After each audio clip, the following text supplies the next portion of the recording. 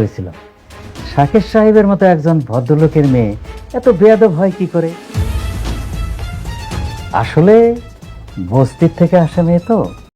Hello viewers, আসসালামু আলাইকুম। সবাই কেমন আছেন? আশা করি সবাই ভালো আছেন। তো বন্ধুরা, আজকে চলে আসলাম গরিব ঘরের রাজপত্র নাটকের পর্ব নিয়ে, এবং আগামী পর্বটি কবে আসবে তা আজকের ভিডিওর মাধ্যমে জানিয়ে দেব।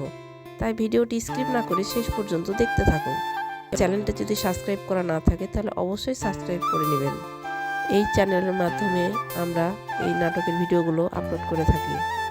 তো বন্ধুরা, আজকের পর্বে দেখা যায় আলতাফ ও রাতুল এক নারীকে টাকার বিনিময়ে মিথ্যা সাক্ষ্য দেওয়াতে রাজি করায়। সেই নারী অফিসে এসে সবার সামনে মেঘলা শাকের চৌধুরীর আসল মেয়ে নয় বলে দাবি করে। ফলস্বরূপ রমজান সাহেব ও অফিসের সবাই মেঘলাকে নকল সালিমা ভেবে ভুল বুঝে এবং মেঘলা অপমানিত হয়ে কেঁদে কেঁদে অফিস থেকে বের হয়ে যায়। সে বস্তিতে তার বাবা মায়ের কাছে ফিরে যায়। পরবর্তীতে মেঘলার স্বামী অনেক যখন অফিসে গিয়ে জানতে পারে মেঘলাকে বের করে দেওয়া হয়েছে এবং সেখানে রাতুল তার নিজের এক লোককে আসল সালিমা সাজিয়ে বসিয়েছে, তখন সে রেগে যায়।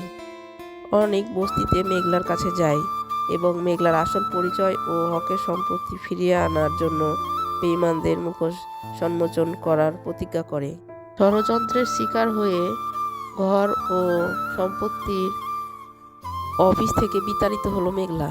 রাতুল আর আলতাফের নোংরা চালের কারণে সবার সামনে তাকে নকল সালিমা বা প্রতারক উপাধি দিয়ে ঘাড় ধাক্কা দিয়ে বের করে দেওয়া হলো।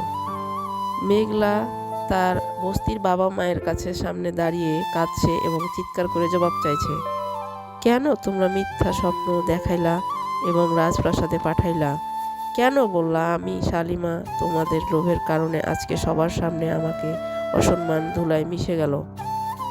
বস্তির মা বাবা তাদের লোভের কথা স্বীকার করলেও মেঘলা ভেঙে পড়ে। সে নিজেকে একজন জীবন্ত লাশ হিসেবে অনুভব করতে শুরু করে, যার কোনো আসল পরিচয় নেই। অনেক অফিসে এসে দেখে মেঘলার চেয়ারে অন্য এক মেয়ে বসা এবং পাশে রাতুল হাসছে। অনেক বলল, তুই এসে মেঘলার চেয়ারে বসেছিস কেন?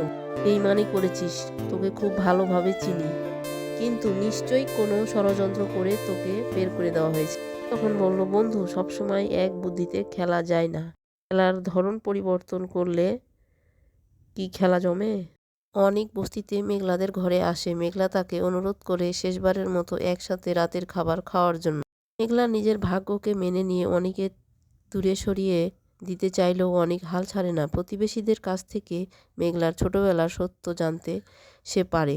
সত্যি কখনো ঢেকে রাখা যায় না। আমি প্রমাণ করেই ছাড়বো মেঘলার আসল গ্রুপ সালিমা এই অনেক চৌধুরীর মুখোশ টেনে ছিঁড়বেই।